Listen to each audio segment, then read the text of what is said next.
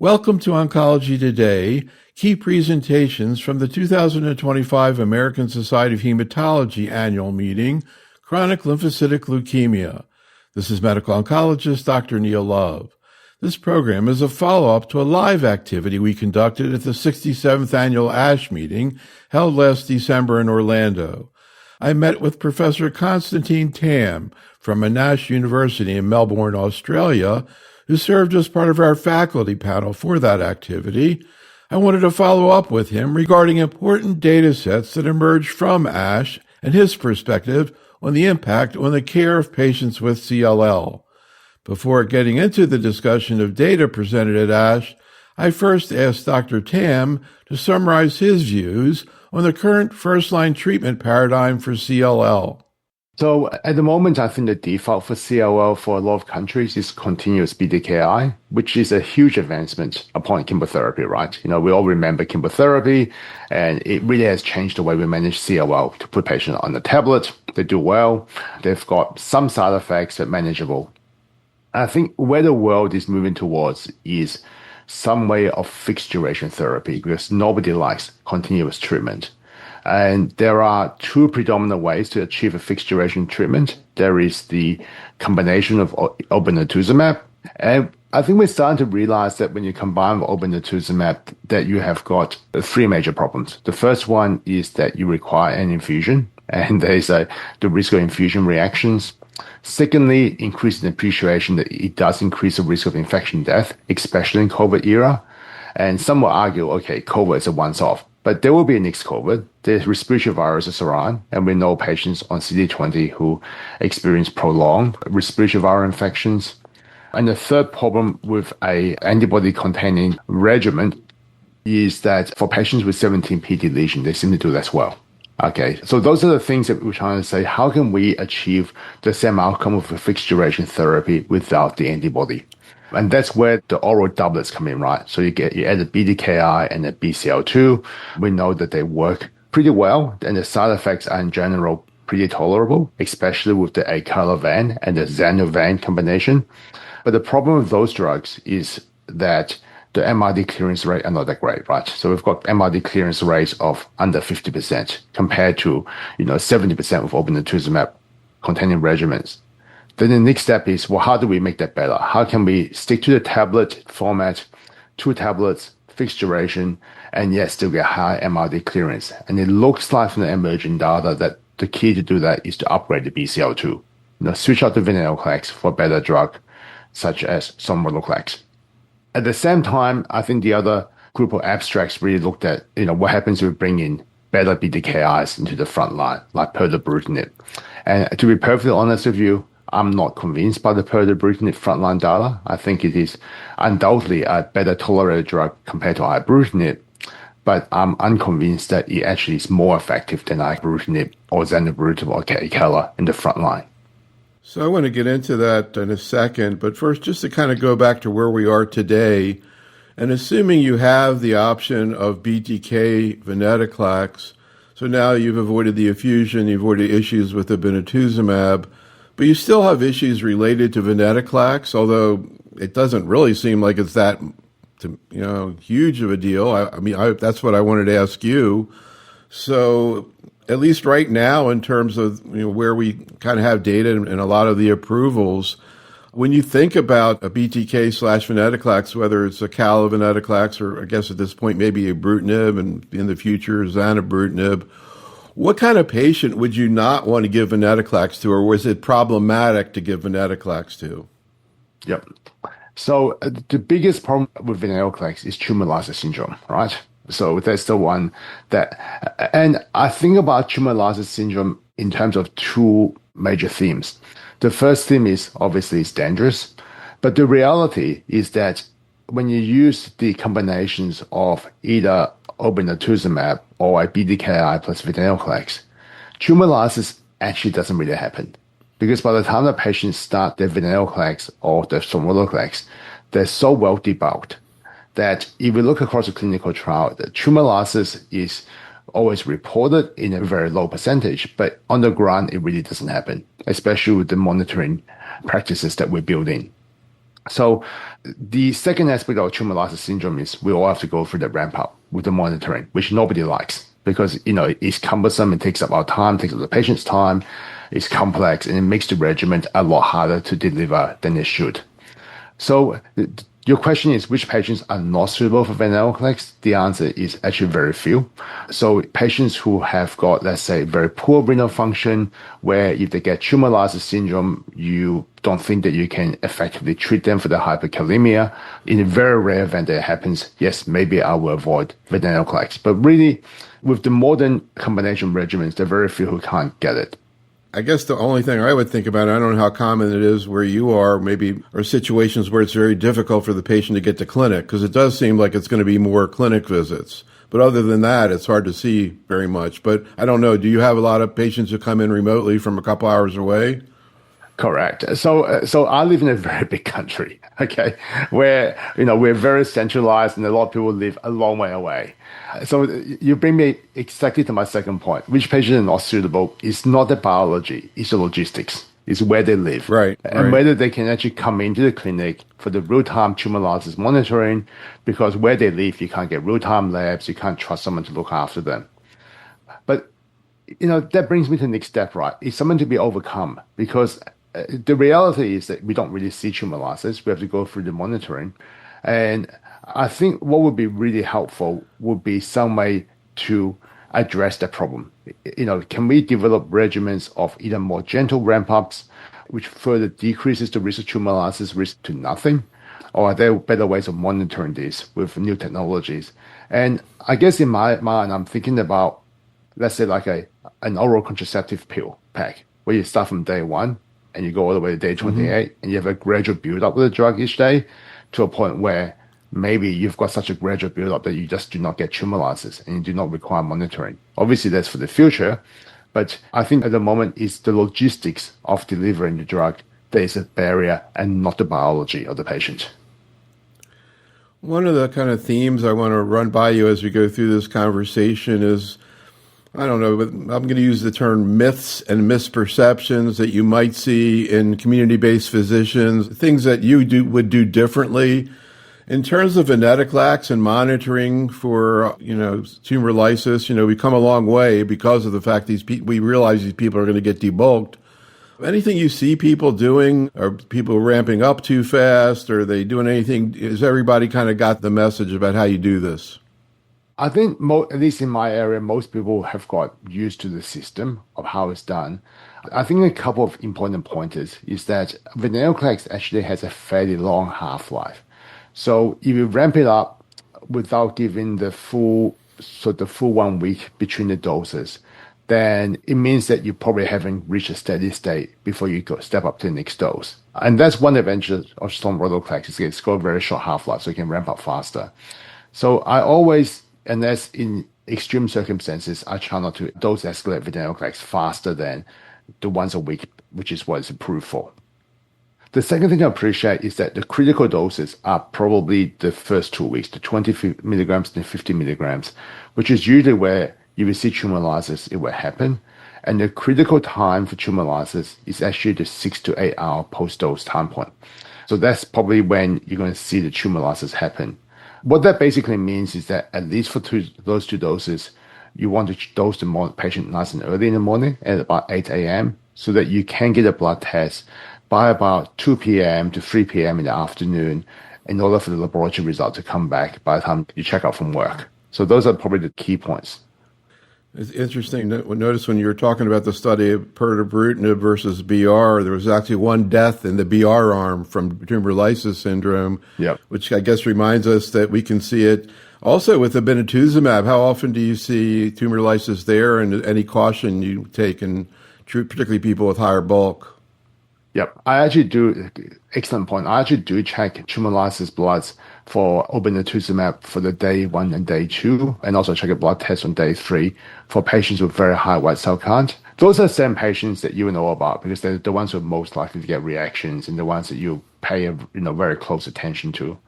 And you're right, if you look at the CL14 study, which looked at, venetoclax obinutuzumab versus chlorambucil plus obinutuzumab, there was actually more tumor lysis on the chlorambucil arm because of obinutuzumab. So ironically, the tumor lysis risk was lower on the venetoclax arm. So you mentioned sonrotoclax and the fact that, quote, it's 10 times more potent. Could you kind of draw that out a little bit in terms of, your vision without slides and how you describe it when you're making rounds, walking down the hall about how these agents work and what the implications of greater activity you mentioned exists with sonrotoclax? Yep. So sonrotoclax is basically just a really potent version of venetoclax. It binds BCL2 much more tightly. And one of the advantages, which we yet to prove, is that it might actually be active against the mutations that confer venetoclax resistance. So in particular for venetoclax, you can get a mutation in the BCL2 protein at the 101 position. And what it does is it makes BCL2 less sensitive to venetoclax. It doesn't make it resistant, it makes it less sensitive. So the whole idea is that if you come with a bigger hammer, like sonrotoclax, that you can actually inhibit those patients as well. And maybe when if you hit someone with a bigger hammer, they will not get those resistance at all. So I think that's the main advantage of sonrotoclax. It's just a lot more potent. It's a bigger hammer. The other advantages is that it's got a shorter half-life, so you can ramp it up faster potentially, although at the moment it's still designed as a once-a-week ramp-up. And lastly, despite being a bigger hammer, in terms of the side effects, in terms of the diarrhea, the reflux, and the neutropenia that we see with venetoclax, it looks about the same or maybe even better. So we're not paying really a price for the improved efficacy. Just out of curiosity, is sonrotoclax being looked at or has been looked at in other diseases, AML, myeloma, et cetera? Yep. It's being looked at across the full range. So there's phase 1s going on for myeloma, AML, as well as for mantle cell lymphoma and marginal zone lymphoma. So maybe you could just capsulize a little bit about what you went through in your presentation in terms of the MRD results with sonrotoclax. And it looked like MRD results were indirectly more impressive. Can you kind of summarize that and also where you see things heading in terms of MRD clinically, but also in terms of regulatory? There was just this announcement from the FDA about MRD being a major endpoint in myeloma. Do you see that coming in CLL? And any comments about, again, MRD with sonrotoclax and where you see MRD heading in general in CLL? Yep. So the available data would suggest that if you improve the BCL2 from venetoclax to sonrotoclax in either the BTK plus BCL2 combination or basically the venetoclax obinutuzumab combination, that you've got an improvement in MRD. And I think it's really marked in the oral combination, where for the venetoclax combinations, it doesn't matter who you partner with for the BTK, you're hitting the MRD ceiling at around 50%, and yet when you give Zanu plus Somro, you've got MRD rates of above 90%. So I think that's really where the real signal that Somro is a better drug is coming from. Now, with the FDA-approved MRD as a primary endpoint, just like myeloma, we would love the FDA to do that. They have, and I can't speak for the FDA, but so far they have been less amenable to using MRD as an endpoint in CLL. And I think MRD as an endpoint in CLL is a little bit troublesome because there are MRD assessments in the blood and there's MRD assessments in the bone marrow. Now, when you do not have any CD20 body on board, so if you just use an oral combination, the blood in general is a reliable assessment of MRD compared to bone marrow. They look very similar. But when you include either rituximab or obinutuzumab system in the mix, those drugs clear MRD faster in the blood compared to the bone marrow. So it means that when you're looking at the MRD data for, let's say, a obinutuzumab containing regimen compared to a regimen that is only oral, the MRD in the peripheral blood is probably overstated for the patients getting obinutuzumab, because obinutuzumab preferentially clears MRD from the blood. And those patients still require bone marrow biopsies to get a true MRD state. And of course, nobody likes doing bone marrow in CLL. Let's talk about, the basic decisions in first-line therapy. And of course, the biggest one, I think, is whether it's going to be time limited or not. Maybe you can just talk a little bit in terms of what the CLL-17 study looked at and found, And generally right now, what we've learned, I mean, we've been going on this thought that time-limited therapy and single-agent continuous BTK were equivalent choices clinically for a while now. What evidence do we have that's the case right now? Yep. So I think CLL17 is the randomized proof of that. That general feeling that maybe time limited and continuous is similar, right? Now, there's a couple of caveats. So CLL17 has three arms, one of which ibrutinib venetoclax is not really applicable to the US. So really, it's a comparison between continuous ibrutinib and venetoclax plus obinutuzumab. And then, of course, nobody uses ibrutinib anymore. So that data is already outdated. You know, second generation drugs are probably going to be better tolerated and maybe more effective, depending on which one you look at. But ultimately, it's a comparison between BTKI and Venobin. And I think that at the data point, which is 3 year, that is probably a little bit too early to tell. You know, the curves are identical at the 3 year mark, but I don't really expect the difference to emerge until later, because we know that if you've got venetoclax obinutuzumab, you don't really relapse until about the 5 year mark, right? So you're probably going to see a separation of the curve a bit later. And it would not surprise me with continued follow-up that at least the headline result for continuous BTKI would do better than venetoclax obinutuzumab, because you've got one patient who's continuing drug and the other patient who stopped and is waiting to relapse. The one thing that we need to understand, though, is that there's a nuance in the data, because the implications for progressing on the two arms are different.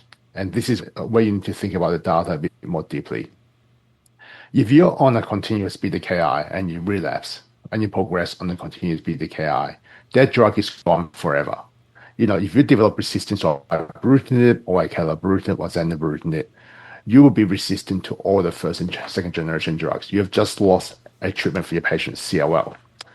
If you relapse after venetoclax obinutuzumab, you can in general be retreated and get another response. So you haven't actually lost that treatment. So although the PFS one may be different, I think the bigger question in the long term is how long can you give a drug for before you have to lose a drug, before you lose either BTKI or BCL2 and have to move to the next one. So that's where I think the long-term data for CLL17 will come in.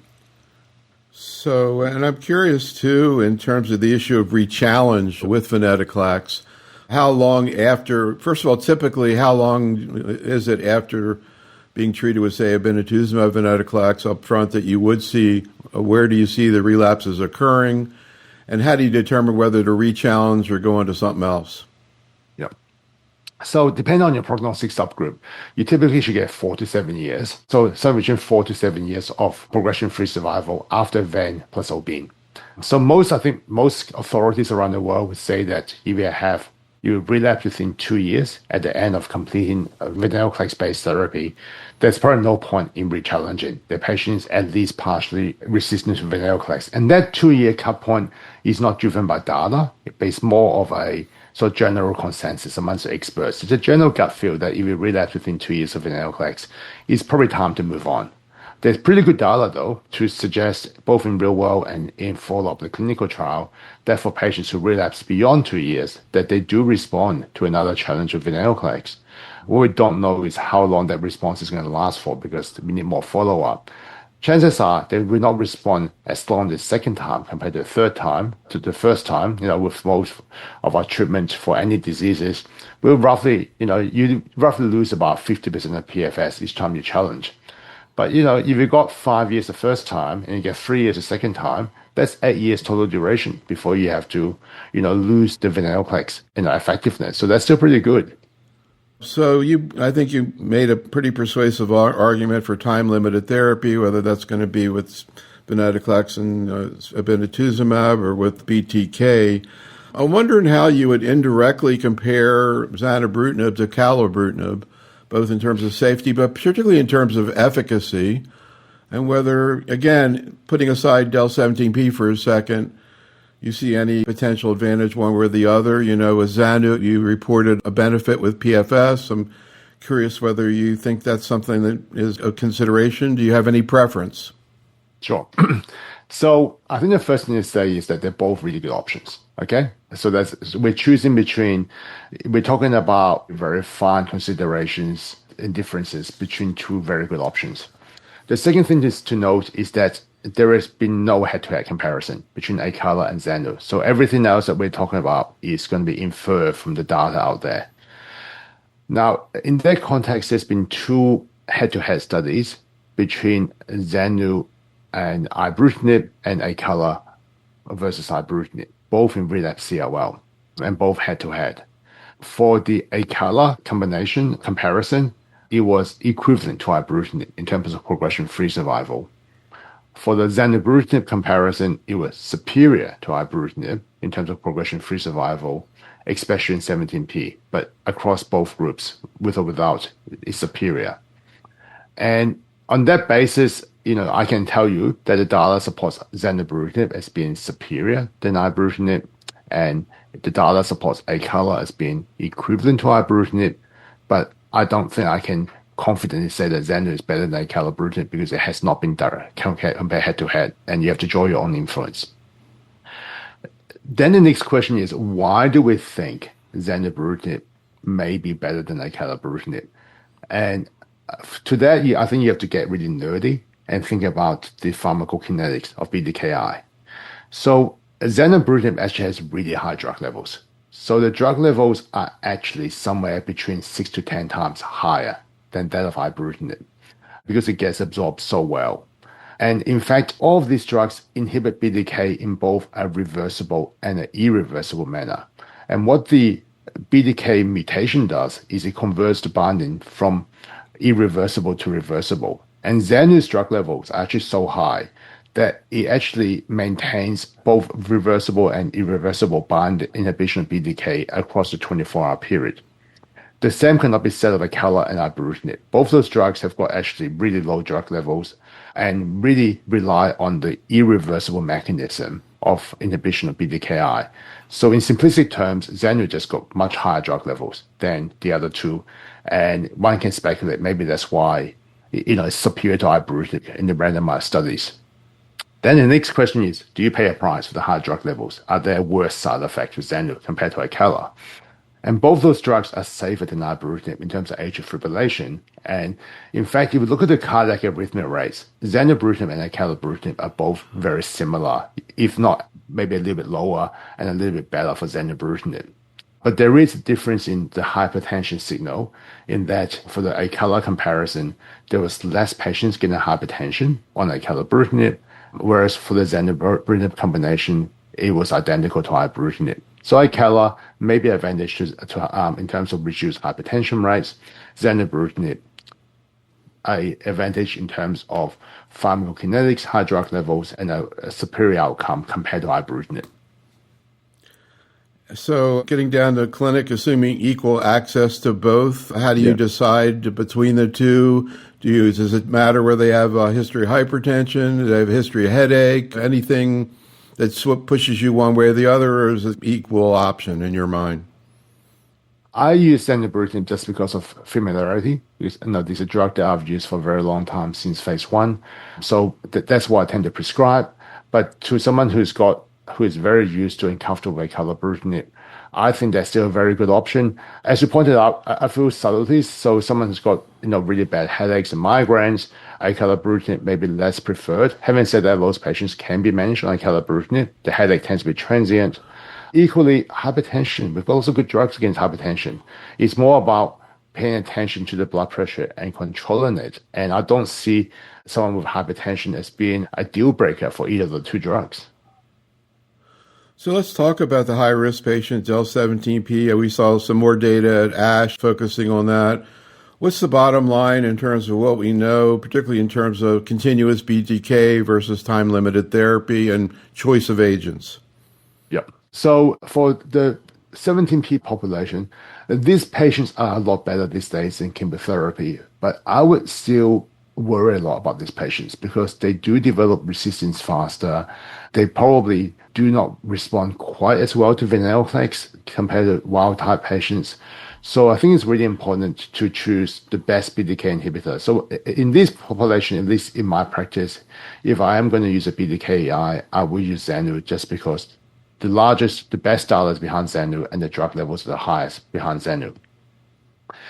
The next question is continuous versus short duration therapy.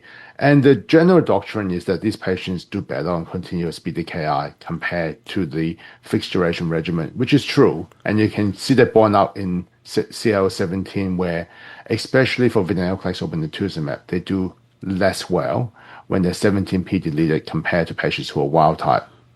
But once again, I think there is a caveat, and this is where the discussion with the patient comes in. If I have a deletion 17p patient who is 40 years old, has a family, wants to travel a lot, and he says, "Doc, I really feel strong about fixed duration therapy. Again, I don't want BTKI because I'm not on any other drugs. I really want this." I'm not going to say no to that patient. I'm going to say, look, you understand that if I give you Venobin, that you're going to get a 4-year progression-free survival compared to 7 years. It'll be shorter. But, you might need to be retreated. But the thing is that you're not resistant. You can be rechallenged. So although the headline PFS is different between BTKI and Venobin, we do know that you can be rechallenged with Venobin.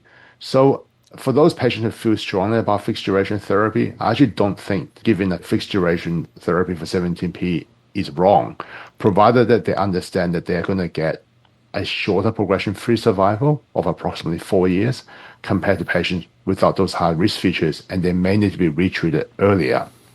And there's actually emerging data that probably the BTK-containing doublets actually do slightly better for this deletion 17p compared to Venobin. So maybe Acalabam would do better, maybe Xanovan would do better, and certainly we saw for Xanu Sonro that the 17p response rates are very high. So I'm going to move on in a second, finish out talking about relapse disease, but just a couple more questions as it relates to upfront therapy. First of all, can you just briefly summarize what you presented there in terms of the STARE study?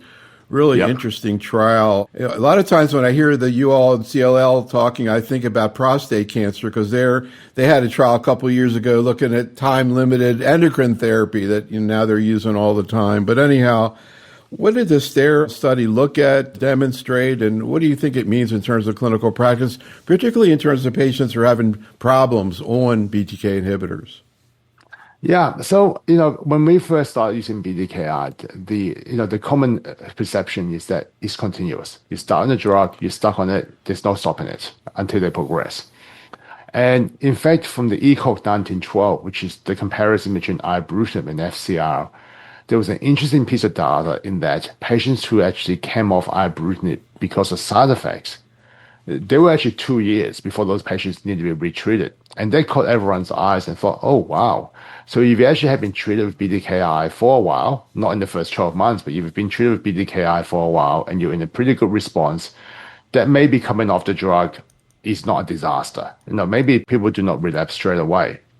And I think that piece of information is what the STARE study really confirms, right? It says that, okay, if we get treated with Acala for 18 months, you're in a pretty good response, and we stop it, what will happen? And what will happen is that you will relapse, but at a median of 1 year later, so if the patient gets a 1 year time off drug, off side effects, and then if you restart the drug, your overall survival is identical. So you haven't really lost anything except for that, and you get the 1 year of drug holiday. So that really proves in a randomized fashion what we saw before, that in someone who is in a pretty good response, they can, especially for side effects, they can potentially stop the drug and it takes them a little while before they progress and you get the opportunity for a drug holiday. I think an important consideration is the 18-month mark optimal. And it might still be that the 18-month mark is a little bit early. And maybe if they get to the 2 year, 2.5 year mark before you give them a drug cessation, maybe they'll get an even longer time before they ultimately relapse because they're more deeply treated. So I think that's an interesting question for the practice. So I think in my clinical practice, I definitely would not stop someone before 12 months. I would try and switch BTKI.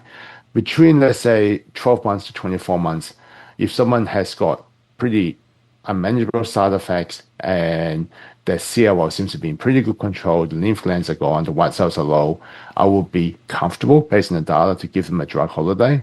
But I think ideally, if you're going to take someone off, probably more like 24 months or longer, before you take them off, and you might even get a longer time before you have to be retreated.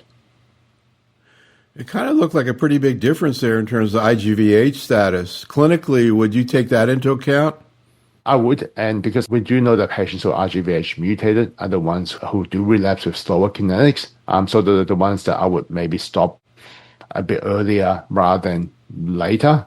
That is dependent on your ability to do IGVH sequencing, right? So I do that because I'm in a research center, all my patients have IGVH results known, but that may not be available for patients in community practice. Let's talk a little bit about pirtobrutinib. We saw 2 big phase 3 trials presented at the ASH meeting. Could you kind of summarize what they reported, what you think it means, and also whether you see any evidence at this point? Again, you were talking about your thoughts in terms of zanubrutinib maybe having more efficacy than acala, and why. Whether you think you see hints of that with pirtobrutinib of greater efficacy, and if so, what the mechanism might be. But let's just start out with the 2 trials. Yeah. So there are 2 trials. There's a head-to-head study between pirto and ibrutinib, including both frontline and relapse patients. And there's a second trial comparing pirto and bendamustine rituximab in the front line. So let's start with the second trial. So pirto versus BR, no surprise to anyone that the BTKI is better. And it does look reasonably favorable in terms of pirto, the results. What you expect for maybe even a little bit better than historic, for what you expect for ibrutinib or Zanu or acala, in the same range or slightly better. So pirto is certainly an effective drug. The main advantage of pirto is that it's got very few side effects. So probably has the least side effects of the BTKI. And we all know that frontline patients are terrible at compliance.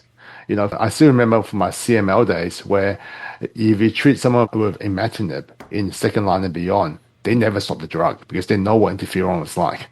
But when you treat someone with imatinib in the front line for CML, their compliance is terrible. And the same thing is CLL. So I think pirto has an advantage is that it's got so few side effects. So in the front line, very few patients are going to stop pirto. Now, the second comparison is pirto versus ibrutinib. And I think that's the big question, right? Is pirto better than ibrutinib? And the signals are mixed.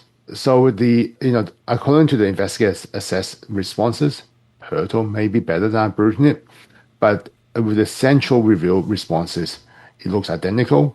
And then if you dissect out between first-line treatment and relapse refractory patients, it looks like the improvement potentially is only in the first-line patients. So the way I'm interpreting this data is I think it's all about compliance. We all know that ibrutinib has side effects and pirto doesn't have any. And I'm thinking that probably patients on pirtobrutinib are more likely to stay on drug than ibrutinib, and that might be where some of the advantage to pirto comes from. Especially, as you can see, there's advantage, especially in the front line. We need more data to tell. They said that at least on a global trial level, combining both relapse and refractory and frontline patients, that the cessation rates are similar. I'll be really surprised in the frontline setting if pirto is not better in terms of compliance to ibrutinib when they eventually release the data. From a mechanism point of view, I don't see why pirto should be better than a covalent BTKI. It's a reversible binding. It relies on a long half-life to achieve the same thing as a covalent BTKI. And although it's somewhat immune to the cysteine 481 mutation, it's susceptible to a whole range of other mutations, which we know we see in pirto when they relapse. So it's not like the degraders, which is immune to most of the mutations. It's actually one that is still susceptible to the mutations. So I don't see a reason from a mechanism point of view why pirto should be better. I thought it was interesting that they saw a PFS advantage. I think it was versus ibrutinib, I think, and the investigators with not central review. What would be an example, not necessarily from this trial, but in general, when do you see investigators having different responses or efficacy outcomes than central? What's the reason? So that's a really good question. So the most marked example of that, to my knowledge, is actually the RESONATE study. So this is a study comparing ibrutinib to ofatumumab back almost a decade ago, where the central review showed actually pretty terrible outcomes for ibrutinib in terms of PFS, but the investigators showed really good outcomes. And the reason why was because of scans. So a lot of patients in that study on the ibrutinib arm had a drug hold for side effect and then had a CT scan done at the time of drug hold. And obviously the lymph glands got bigger. The central committee said progression. The investigator on the ground managed the side effect, restarted the drug, and the patient did well, and the investigator never called it the PFS. And I think a similar thing is happening here. I suspect that the central committee is blinded to what the patient's going through. I suspect that there might be some minor progressions on CT scan due to drug hold or other reasons that were called by the central committee, but the investigator on the ground just basically adjusted the dose, managed the side effects, and kept it going, and never called it a progression. Really interesting. You mentioned the tolerability profile of pirtobrutinib. Correct me if I'm wrong, but it looked like AFib was the same as BR. Does that mean like it does not have an increased risk of AFib in your mind? No, I think AFib is a BTK class side effect. Certainly pirto has a very low risk of AFib. If you look at the Sequoia study comparing Xanu and BR, the AFib rates are also very similar between the two arms. With prolonged follow-up, maybe a touch higher numerically for Xanu compared to BR. But I think it just shows that with the modern BTKIs, the second and third generations, that we're getting such low AFib rates that it's very hard to show a difference compared to chemotherapy. What about bleeding with pirtobrutinib? So it probably is, once again, it's still a problem. So I would not, let's say, operate on a patient on pirtobrutinib without stopping the drug. Because once again, bleeding is a BTK class side effect. Worse for ibrutinib compared to the other drugs, but is present across everything. And the reason we know that is because if we look at BTK deficient boys, so these are people born without BTK, right? Genetic knockout BTK. Those patients actually have a platelet defect. They actually have a defect in the collagen receptor response in the platelet count. So if you knock out BTK, you will cause a bleeding deficit. The reason why ibrutinib is worse than everything on now is because ibrutinib not only knocks out BTK, it knocks out a whole bunch of other things, which makes the platelet dysfunction even worse. So let's talk about the patient who's double refractory. First of all, maybe you can kind of paint a picture of how often you see it and kind of what a typical double refractory situation looks like, and particularly how you think it through, particularly in the younger versus older patient with comorbidities. Yeah. So to start with, it's actually still a pretty uncommon scenario. So double refractory, we mean by someone who is progressed on a covalent BTKI and someone who has resistance to venetoclax, either a progression on venetoclax or relapse shortly after completing venetoclax. And it's actually still pretty uncommon. Even in my population, were patients who had really early access to these drugs, 10, 12 years ago from clinical trial. And the reason why it's uncommon is because these patients do so well. You get 7 years on the first drug and you get another 5 years on the second drug before you get the double refractory stage. And so the patients do come through, but they're pretty uncommon. What do they look like? Well, they tend to be the patients who have got the 17P, who's got the more complex karyotypes, who may have come from a historic era where they got chemotherapy as their first line treatment. And these are patients who are actually pretty sick, right? So because you've lost the covalent BTKI and you've lost the BCL2, and probably standard of treatment these days is pirtobrutinib for these patients. Although we know that pirto is not a permanent solution, we're looking at maybe a 12-month progression-free survival before you have to move to something else, which would probably be the degraders. And these are patients that I would strongly consider liso-cel for, because we know that once you get the double refractory stage, that you'll be looking at next line therapies having fairly short progression-free survivals. And we do know that for you to proceed to CAR T cells, you want to be in the best response category possible. So you don't want to wait till you run out of all the options and have no way to debulk your patients before CAR T cells. And I wanted to ask you about CAR T and lyso-cel. It kind of reminds me, at least in my own naive mind, it kind of reminds me of what I kind of have heard initially about CAR T with follicular lymphoma, where initially I kind of got like the feeling it wasn't very effective. And then as you start seeing more data, I'm like, oh, that looks pretty good. And again, with lyso-cel, I wasn't so sure, but the data that came out at ASH was very interesting in that regard. Can you kind of talk a little bit about what your vision was in terms of efficacy before ASH, and then talk a little bit about the ASH presentation? Also, can you comment on the issue of cytokine release syndrome in these patients? Sure. I might just go with the last one first. So cytokine release is a problem for CLL patients relative to other histologies. Whether you use CAR T cells or bispecific, CLL patients probably have heavier tumor burden in terms of overall number of tumor, and they do get more CRS. For the bispecifics, they probably need an extra step up. But CRS can be managed, right? I can manage CRS in the clinic. What I can't manage is I can't manage resistant cancer. That's something I can't deal with. Let's head back to CAR T cells. Now, people forget that, in fact, the first disease to be cured by CAR T cell is actually CLL. This is a Right. New England paper from David Porter and company back in the early 2010s type range, where we had 3 patients, heavily advanced CLL, got CAR T cells, were cured forever of the disease. And then, of course, CAR T cells moved on to other diseases since then. And when I look at the last cell data, I actually think it's pretty terrible. I think the response rates are very poor. And I think that, the responses are infrequent. But it did not surprise me. In fact, patients who get onto CAR T cells in the transient type era were really last line patients. These patients, if anything, you should be surprised the CAR T cells work for these patients. They've been through chemotherapy, they've fludarabine, they've had every targeted treatment possible. They do not have a single T cell to their name. And yet we're getting these really diseased, dysfunctional T cells and trying to make CAR T cells out from these patients. And we're trying to treat them when they've got really poorly controlled disease. And we're surprised that the patients don't respond. When you put poor quality CAR T cell into a patient with a lot of disease on board, you're going to get poor outcomes. So we've always thought that these patients probably need to be treated in an earlier line when they're not so heavily exposed. And hopefully we now have a cohort of patients who've never seen fludarabine. And so the T cell numbers are better. And they should be treated with good disease control. We see in the real world data that if you have bulky lymph nodes, that you're not going to do as well because you've got poor disease control. That's not new.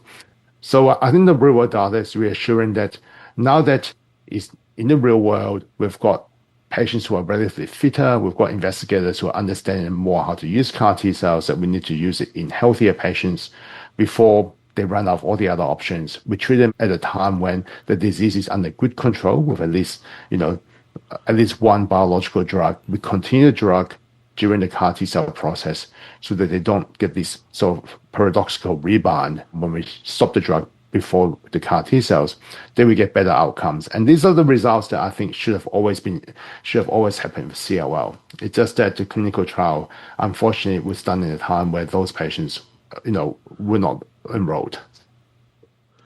So it also looked like they did better if they got ibrutinib. Yep. So there are probably 2 theories to that. So the first theory is that ibrutinib, or in fact any BTKI, probably improves the T cell quality at the time of apheresis. So you're getting better quality T cells to make CAR T cells. And the second thing is it probably reflects that these patients actually had disease control coming into CAR. We were able to control the disease with either ibrutinib or BTKI before we CAR them, and we're not doing CAR in the context of someone who's got rampant uncontrolled disease. So one final question. If you and your colleagues, let's say 2 or 3 years from now, want to sit down to do another review article on upfront treatment of CLL, just like this year when you did it, and then you had all this great stuff come out at ASH, but just curious what your prediction is in terms of where you think we'll be 2 or 3 years. Also, you mentioned BTK degraders. You think in 2 or 3 years they'll be online and where they're going to fit in, but would you like to sort of paint a picture of your vision for CLL 2 or 3 years from now? Or maybe Sure. 5, I don't know.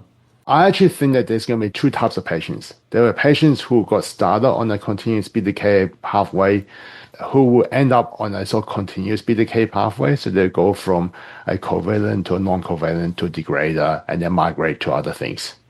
And then I think there'll be a fresh new cohort of patients who got time limit duration therapy, who will get either venobin or ven-BTKI, who then would get 5 years and then be retreated with BTKI plus ven. So it's the same combination or different combination again, and we'll get another, 5 years or 3 years after that.